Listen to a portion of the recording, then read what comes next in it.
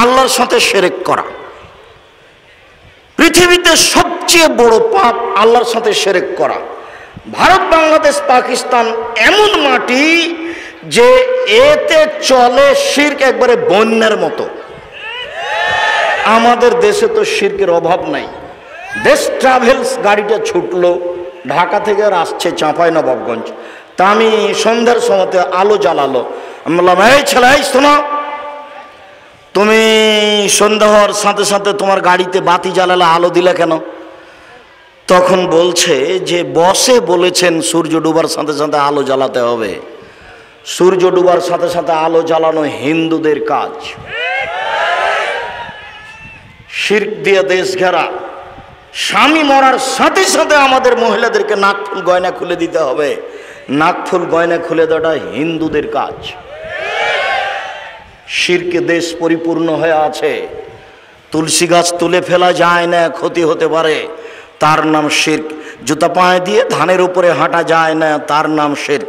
আপনার মা কুলাতে চাউল ঝাড়ছিল, আপনার ছেলেটা গিয়ে লাফ দিয়ে কুলার উপরে চড়ে নিয়েছে, তখন আপনার মা বলছে, হাট, ঘিন ঘিনা, এখানে কুলাতে পা দিতে হয়। আপনার মা বলতে পারে যে শর্ত, এখন আমার ঝামেলা করিস না, কাজ করছি, তাড়াহুড়া করছি, এই কথা আপনার মা বলতে পারে। কিন্তু কেন বললো যে হট কুলাতে পা দিতে হয়? কুলার উপরে আপনার ছেলেটা চড়ে বসে থাকে, এটি ঠিক। যখন আপনার মা বলবে তখন আপনি বলবেন, আব্বু কুলার উপরে চড়ে বসে থাকো, তো আব্বু একবারে চড়ে বসে থাকো, দুই পা দিয়ে চড়ে বসে থাকো। এক্ষুনি যে গাড়িটাতে আসলাম ওই গাড়িটার মালিক বলেছে, কি যেন বলছে, ডাস, যাই হোক উপরের এটা তো কে পা দিয়েছে, তখন ও অকথ্য ভাষায় গালি দিচ্ছে। তো আমি বলছি, ওটাতে পা দিয়ে বসে থাকো। তার মানে ওতে পা দিলে নাকি তার রুচির সমস্যা। আমার দেশের মহিলা ফরজ গোসল হলে ওরা আর সকালে কোনো কাজ করে না, ভাত রান্না করতে পারে না। আরে সকালে ফরজ গোসলের প্রয়োজন হলে কিছু করে না, হিন্দু মহিলারা আগে নদী থেকে গোসল করে আসে, চুলার চতুর্দিক লেগে, এটা হিন্দুদের কাজ। আমরা কি করে এটা নিলাম যে আমাদের ফরজ গোসল প্রয়োজন হয়েছে, তাই আমরা কোনো কাজ করতে পাবো না, সিম গাছ থেকে সিম ছিঁড়তে পাবো না, বেগুনের গাছ থেকে বেগুন তুলতে পাবো না, রান্না বান্না করতে পারবো না। একবারে শিরকে ডুবে আছে দেশ। দিনাজপুরে এক বাড়িতে আছে হেডমাস্টার। তো হেডমাস্টার সাহেব বলছেন, আব্দুর রাজ্জাক সাহেব, একটা কথা, আমার চৌকিল থেকে নিয়ে বারান্দা পর্যন্ত, চালিতল পর্যন্ত যে চট বিছানো আছে, কেন জানেন? জি ভাই, তা তো বুঝতে পারছি না কেন যে আপনাদের চট বিছানো আছে চৌকি থেকে নিয়ে চালিতল পর্যন্ত। তো বলছে যে ফরজ গোসলের প্রয়োজন হয়ে গেলে, মাটির উপরে পা পড়ে গেলে মাটি অভিশাপ করবে, এই জন্য চট বিছিয়ে রেখেছি। তার নাম শিরক। হাত থেকে গ্লাস পড়ে গেলে কুটুম্ব আসতে পারে, তার নাম শিরক। ঘরের উপরে কাক ডাকছে, কুটুম্ব আসতে পারবে, তার নাম শিরক। তারপরে বাচ্চা হয়েছে, রাতে বের হলে তাকে লহাতে করে বের হতে হবে, নইলে চোরাচন্নি পাখি বাচ্চাকে ধরবে, এরই নাম শিরক। আতর ঘরের পুরোটাই শিরক। এই ছেলে, তোমার দাদিকে, আপনাকে বলছে, আপনার মাকে বলিয়েন তো যে বাচ্চা প্রসব হওয়ার সাথে সাথেই ওই বাচ্চার চোখে কাজল দিতে হবে এত কষ্ট করে কেন? আজ থেকে কোনোদিন কাজল দেবেন না, কোনো সমস্যা নেই। কেন তাকে 7 দিন ওইভাবে অপরিষ্কার কাপড় পরে বসে থাকতে হবে গোসল করা পর্যন্ত? বাচ্চা প্রসবের সাথে সাথে একবারে গরম পানি দিয়ে গোসল করে শাড়ি পরে থাকবে, দাঁড়ি শাড়ি। কেন 7 দিন ওখানে ওভাবে লুকিয়ে থাকছে? এ তো জাহিলিয়াতের যুগের নীতি। জাহিলিয়াতের যুগের নীতিতে ছিল এই, স্বামী যদি মারা যায়, স্বামী যদি তাকে তালাক দিয়ে দেয়, স্বামী মারা গেলে 1 বছর তাকে শোক পালন করতে হবে। কানটাতে একটা কুঁড়া ঘর বানিয়ে দিবে, কানটার দিকে একটা কি করে দিবে, কুঁড়া ঘর বানিয়ে দিবে, ছোট্ট ময়লাযুক্ত কাপড় পরে থাকবে 1 বছর।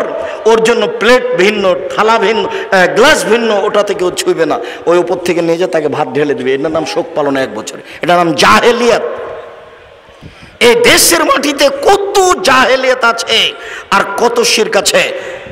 সমস্ত উপস্থিত বৈঠকের দিনই মুসলিম ভাই শুনুন, পৃথিবীতে সবচেয়ে বড় পাপ হলো শিরক।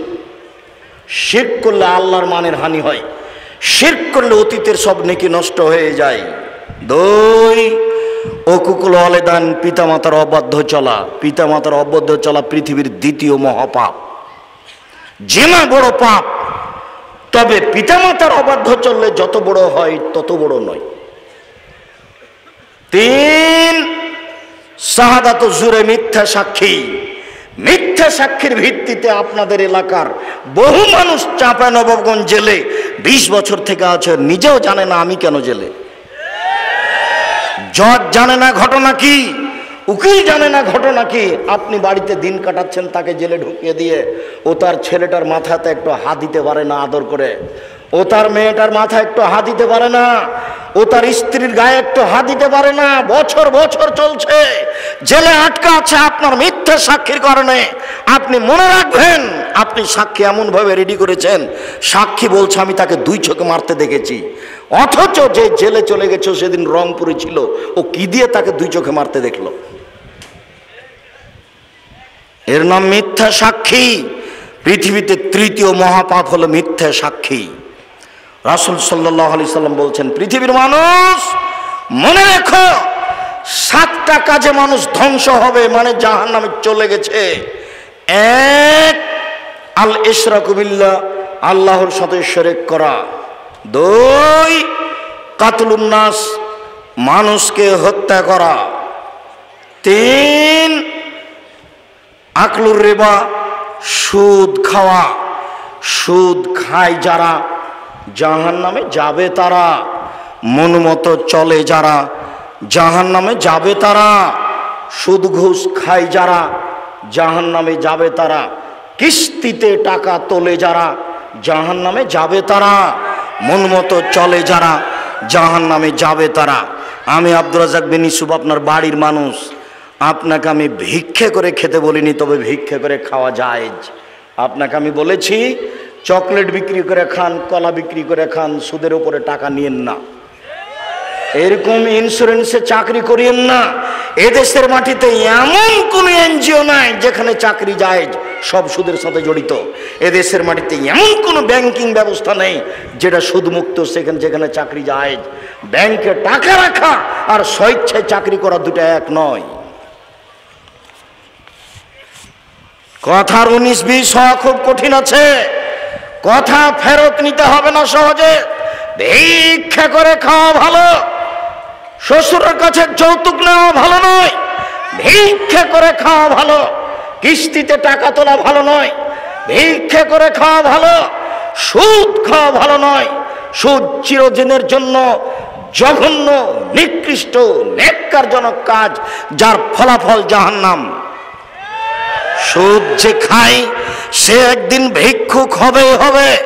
যে সুদ খায় তাকে একদিন না একদিন ভিক্ষুক হতেই হবে। হয় সে হবে, না হয় তার ছেলে হবে, ভিক্ষুক হতেই হবে। সুদের পরিণাম নিঃস্ব। সম্মানিত দিনী ভাই বোন, রাসূল সাল্লাল্লাহু আলাইহি সাল্লাম বলেন 7টি কাজে মানুষ ধ্বংস হবে, জাহান্নামে যাবে। তার 3 নম্বর হলো সুদ খাওয়া। 4 নম্বর হচ্ছে আকলু মালিল ইতিম, এতিমের মাল খেয়ে নেওয়া। 5 নম্বর হচ্ছে আত-তাওয়াল্লি আনিস যাহাব, যুদ্ধের মাঠ থেকে পালিয়ে যাওয়া। 6 নম্বর হচ্ছে কাজফুল মুহসানাতিল মুমিনাতিল গাফিলাত, ভালো মানুষের উপরে অপবাদ দেওয়া, ভালো মহিলার উপরে অপবাদ দেওয়া।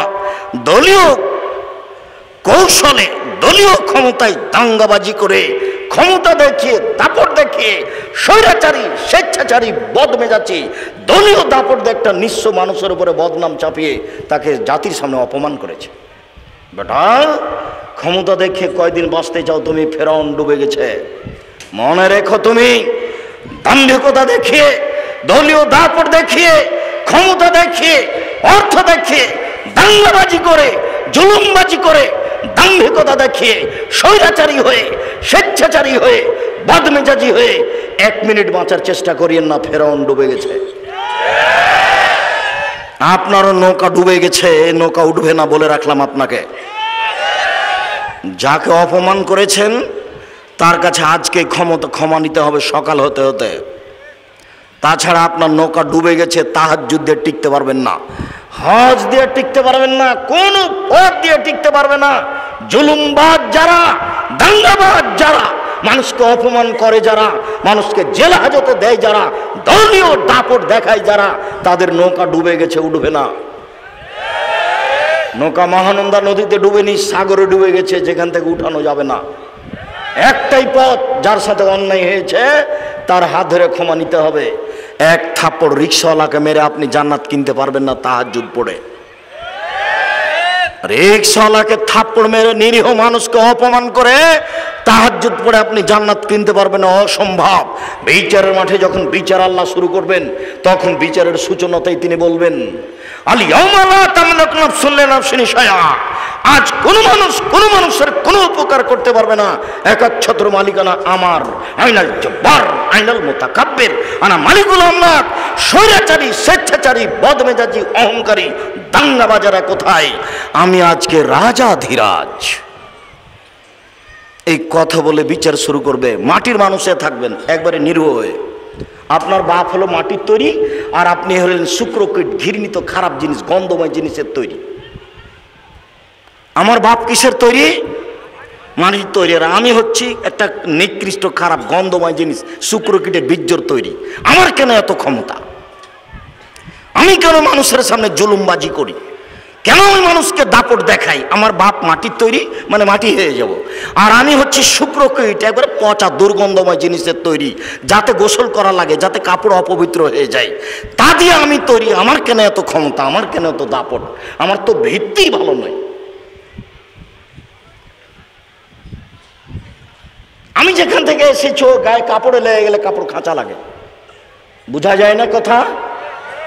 আমি এই কথা বলিনি, এই কথা আল্লাহ বারবার বলছেন কোরআন মাজিদ। এই কথাই বারবার বলছেন যে তুমি কেন অহংকার করো? তোমার বাপ মাটির তৈরি আর তুমি বীর্যের তৈরি, তোমার অহংকারের কি আছে? তোমার অহংকার সাজে না, তোমার দাম্ভিকতা সাজে না, তোমার জুলুমবাজি সাজে না। সম্মানিত দিনী ভাই বোন, জাহান্নামের জন্য অপেক্ষা করিয়েন না। পৃথিবীর 3 শ্রেণীর মানুষ জাহান্নামে যাবেই। 3 শ্রেণীর মানুষ জাহান্নামে যাবে। এক, মদমেনুল খামর, যারা নিয়মিত বিড়ি, তামাক, জর্দা, সিগারেট, গুল, নেশাদার দ্রব্য খায়, পান করে, তারা জাহান্নামে যাবে। আজ থেকে এই সারা চাঁপাইনবাবগঞ্জে, এই দেবীনগর থেকে নিয়ে, সুন্দরপুর থেকে নিয়ে, আপনার যত আছে, টিকলির চর থেকে নিয়ে, নমপট থেকে নিয়ে যত এলাকা আছে, সব এলাকাতে আর কোনোদিন বিড়ি সিগারেট বিক্রি হবে না। সেদিন যেমন বলে গেছি যে ডুলি বিবি শব্দটাতে পেশাব করে দিয়ে উঠো, মানে ডুলি বিবি শব্দ আর কোনোদিন ব্যবহার করব না। 20-30 বছর পরে কেউ যদি বলে ডুলি বিবি, তখন আর একজন বলবে ডুলি বিবি কি গো? তখন আমাদেরকে বুঝাতে হবে অনেক দিন আগে ডুলি বিবি প্রথা ছিল, বরের সাথে যুবতী মেয়েরা যেত ঢং করে, সাজ করে, সেইটার নাম ডুলি বিবি। এখন এটা বাদ পড়ে গেছে। চাঁপাইনবাবগঞ্জে বিবাহের শুরু থেকে শেষ পর্যন্ত একটা কাজও জায়েজ না, সবই হারাম। 32 বছর থেকে বলছি, কে এখন পর্যন্ত দাঁড়িয়ে আমাকে বলে না যে নাদরাজ সাহেব এইটা ঠিক? সাহস হবে কোথায়? সবই যে খারাপ, একটাও যে জায়েজ নয়, একটাও জায়েজ নয়। সবাই মিলে বউ দেখতে পারে না, এটা হলো হারাম। বায়না প্রথা, বায়না করে তার হাতে টাকা দিবে, এইটা হলো হারাম। থুবড়া, সারা গ্রামের লোক মেয়েটার মুখে ক্ষীর দিচ্ছে, আরে বউয়ের মুখে ক্ষীর দেয়, এই মেয়েটা সারা গ্রামের বউ হলো কি করে? তাহলে হিসাব বেটা গায়ে লাগে না কেন? গায়ে কি সবই পুজ? সবই পুজ নাকি? একটু রক্ত নাই? আপনারা এসে ঠিক বলেছেন। আর নয় এমন কথা বলেন কি করে? জবাব দিতে হবে। আমি জবাব দেওয়ার জন্য প্রস্তুত। এই নীতিতে শুধু প্রস্তুত নই, এই নীতিতে পেশাব করে দিতে প্রস্তুত। নীতি জাতি থেকে উঠিয়ে দেবো, চাঁপাইনবাবগঞ্জ জেলা থেকে বিদায় করে দেবো। 2 যুবতী মেয়েরা সারা রাত গীত গাইবে কণ্ঠসুরে, আর থুবড়া খাওয়াবে সারা দিন, সারা রাত। সব গ্রামের লোক এসে বসবে, তার সামনে ক্ষীর তুলে দেবে। আশ্চর্য নোংরা নীতি। আমি বলেছিলাম কাজী সাহেবের ওই খাতাকে টয়লেট পেপার হিসাবে ব্যবহার করতে হবে পেশাবের জন্য, পায়খানার জন্য। কেন? ওতে আছে 4টা সাক্ষী। তখন ওই কাজী সাহেব আমার উপরে খুব ক্ষেপে গেলেন, সম্ভবত মানিকগঞ্জ থেকে। তখন আমি বলছি, জনাব ক্ষেপছেন কেন? শুধুমাত্র জেনা প্রমাণ করতে কয়টা সাক্ষী লাগে? পৃথিবীতে আর কোনো কাজে 4টা সাক্ষী লাগে না, শুধুমাত্র জেনা প্রমাণ করতে 4টা সাক্ষী লাগে। আল্লাহর নবী বলেছেন, একটা বিবাহ বৈধ হওয়ার জন্য বাপ লাগে, 2 জন সাক্ষী লাগে। উকিল বাপ হারাম, চিরদিনের জন্য হারাম। উকিল বাপ চিরদিনের জন্য হারাম, চিরদিনের জন্য হারাম, কিয়ামত পর্যন্ত হারাম উকিল বাপ। উকিল বাপই নাই। খুলনাতে, চট্টগ্রামে, বরিশালে উকিল বাপই সেদিন থেকে বাপ। আর আসল বাপ আর বাপ নয়, ওই উকিল বাপই সেদিন থেকে বেটির বাড়ি যাবে, বেটি উকিল বাপের বাড়ি যাবে। এখন নাকি বাপ বেটি হয়ে গেছে। চাঁপাই নবাবগঞ্জের মতন গ্রামের সবাই নাকি চাচা, তো কার সাথে পর্দা করবে? গ্রামের সবাই নাকি ভাই, তো কার সাথে পর্দা করবে? তাই পর্দা করার কেউ নাই। এখন এর বাড়ি ও যায়, ওর বাড়ি এ আসে।